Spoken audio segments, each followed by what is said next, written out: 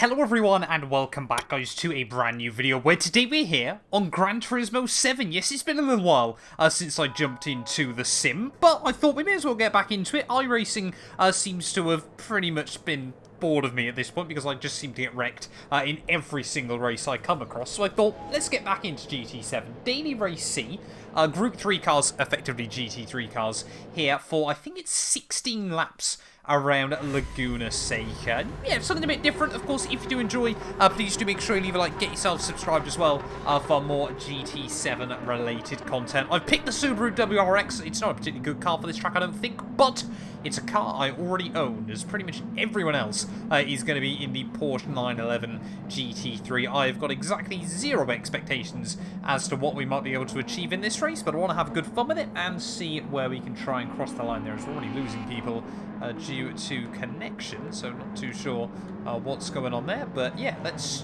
dive into it though. 14 laps, ahead of us around Laguna Seca. Let me know down in the comments below where you think we'll finish in this one here tonight, as I'm going to get dumped in right on a hairpin. Love that Gran Turismo 7, but yeah, I mean, like I said, I've done a bit of practice. Luckily, actually, we've ended up in no man's land here off the start. We've got like 2 seconds to the car in front and about 3 seconds to the car behind, so just Gran Turismo 7 things. I think this game kind of has ended up getting a lot of hate in more recent times, but we'll see if that's justified or not, of course. You know, I'm certainly very, very far away from a Gran Turismo 7 Pro or anything like that, and it's made it even more difficult when you're immediately pushed miles away from the cars in front there, but has meant lap 1 might be a little less dramatic here. But yeah, I think if we can try and get to the end in one piece, you know, no major errors, anything like that. Gran Turismo, for me, it's always just been about the consistency. Where it's not a particularly challenging game to drive on, I always find that I kind of try to push the limits a bit too much, and that's where I then start making mistakes. So just got to be quite careful with it, everything like that, as we head up the hill in towards the corkscrew on lap 1. Very tiny on the brakes there, just attacking the corkscrew as best as possible there, as we've got a Greek guy and a German just up the road battling for position there, but the big snake of, I'm pretty certain, everyone near enough in front of us is in the Porsche. There is someone off the circuit down at the final couple of corners, and he's picked up a penalty as well for his troubles. So by the end of lap 1 then, we are inside the top 10 here at Laguna Seca. Spaniard leading the way, they're on a 26.2. Yeah, our fastest that wasn't particularly great either. If I'm not mistaken, the Italian behind us was still quite fast, so we'll wait and see what we can do. 1 lap down, 13 to go. Another car off just up the road through turn 2.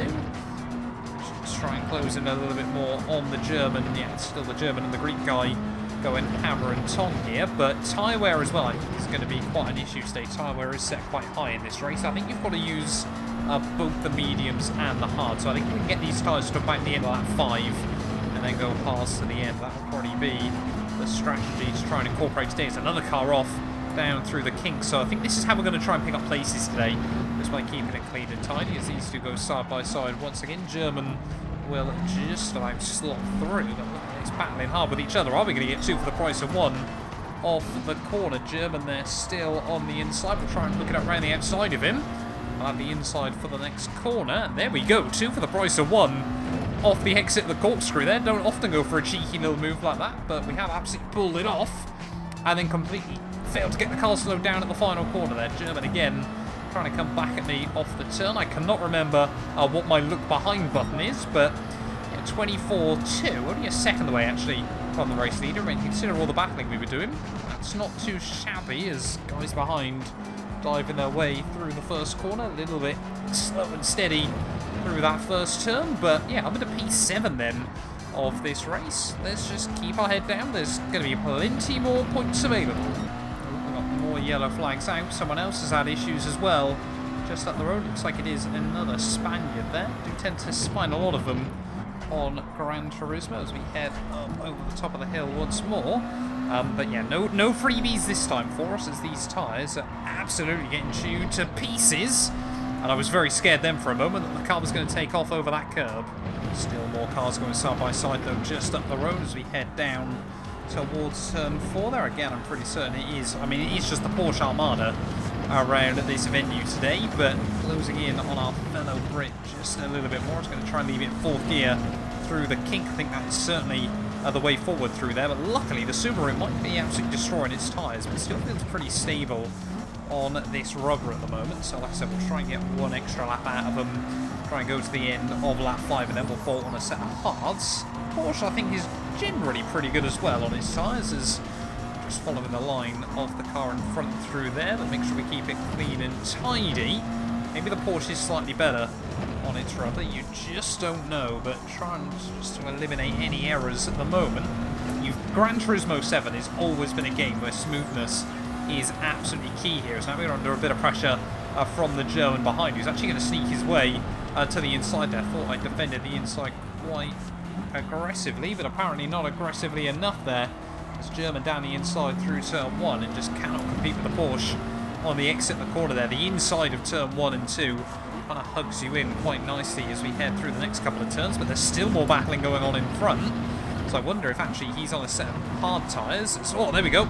Fellow Brit off the road. We just might gather it up off the corner and make sure we don't do the same thing. So we're still in P7, but we are going to dive it into the pits at the end of this lap. Maybe the real strategy to go with would have been 2 sets of hards. As we head down through the corkscrew then, about to dive into the pit lane, or sorry, out of the complex after the corkscrew. Are we going to see anyone else in? No, we are not.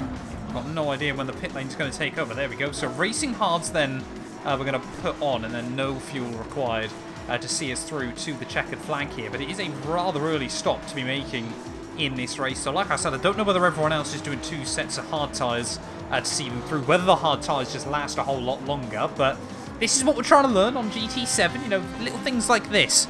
You know, I'm potentially eyeing up maybe jumping back and doing more of the series next year, of course, some of the World Tour events and everything like that, you know, if I get back into a consistent routine on this game there. But whacking on a set of hard tyres, we're going to be in a bit of no man's land for a couple of laps. Actually going to be a long, long way back behind everyone else. I think if we can avoid it, we do not want to be pitting again here, as it's still going to take over throughout the entirety of the pit exit as well. 50 seconds pit time. That is quite impressive around this track. And we are, yeah, a long, long way off any other car. But hopefully now, these mediums will, these hard tyres will see us to the flag. There we go, just getting some confirmation that other cars are into the pits. So we might just have wanted to try and take those hard tyres medium tyres 1 lap longer in this race. But at least we're not the only one that's trying that strategy there, as I've got no idea what sort of tyre life everyone else was on. But yeah, we should be back up then to around 11th place in this race. We're taking a lot of time out of the Greek guy as well, just up the road. But here goes one of the Porsches out of the pit lane there. Frenchman, we know how slow the AI though tend to take the car through turn 1. It's all out on the marbles. That's not where we want to be out of turn 1 there, and it is going to be very, very close actually with the Porsche on corner exit. Oh, I was going to try and utilise the ghosting to my advantage, but we're not quite going to be able to do this time. And we will just have to sit behind him for now. Tyre wear, of course, seems a whole lot better on these hard tyres, but still not perfect, as we'll try to look around the outside. Then he is just about going to give me some room down in towards the next corner. Can we go for the slow in, fast out? Looks like everyone... Whoa, whoa, steady on. Nope. No, no, no, no, no. I knew we were going to make a mistake at some point, but how that constitutes a 1-second penalty, I'm not too sure about. I feel like we've certainly lost a lot more time than that during all those shenanigans, but just got it a bit looped and couldn't quite get the car back where I needed it. Hopefully this damage will go away quite soon there, as, I mean, the engine damage is horrendously slow. One more yellow flags out though, as luckily now that damage has dissipated rather quickly.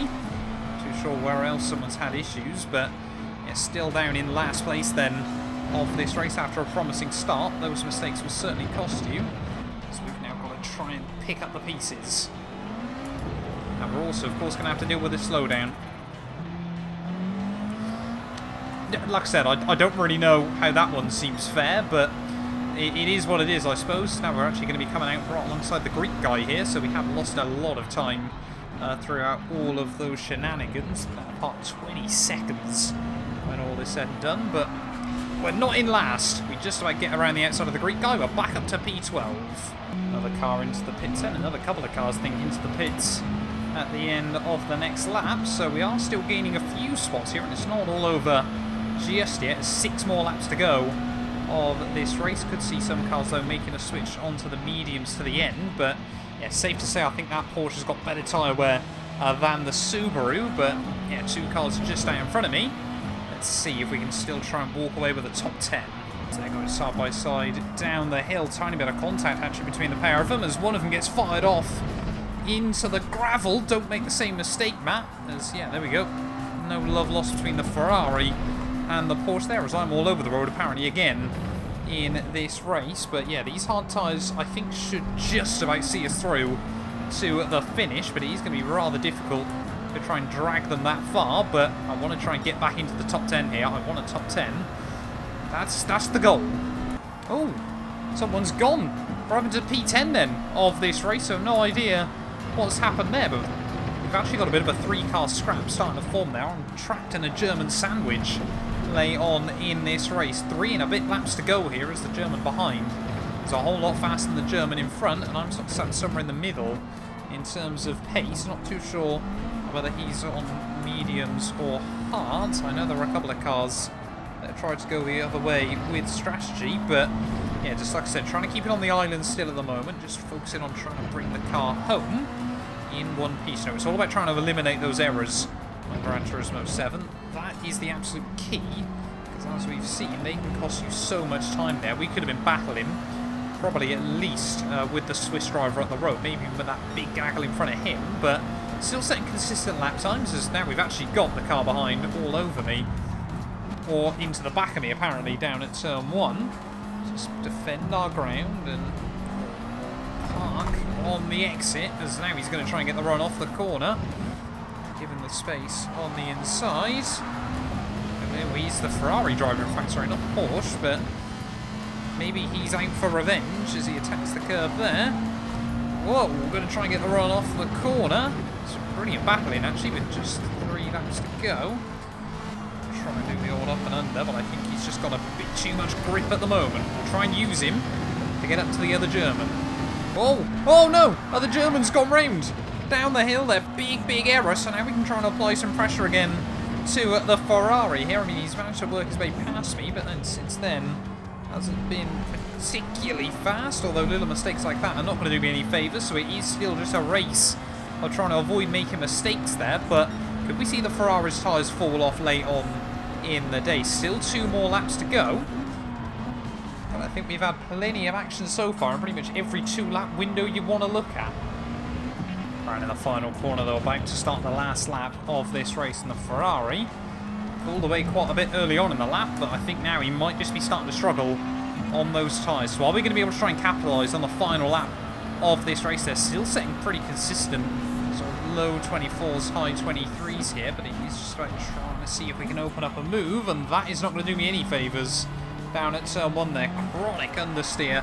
Whoa, as we just got the car a little bit loose and lively, and already, maybe down at the first couple of turns, it's going to put pay to any hope I had of recovering a little bit more from this one. The tyres are completely shot on the front, but I was hoping the Ferrari was in a similar world of hurt. I desperately need to try and buy myself one of the Porsches on this game. Often it is the car of choice for races, just because the tyres will last on that thing a whole lot better than most other cars, if I remember correctly. But still, it's been a learning experience as always, coming back to Gran Turismo. It always feels very, very alien to me.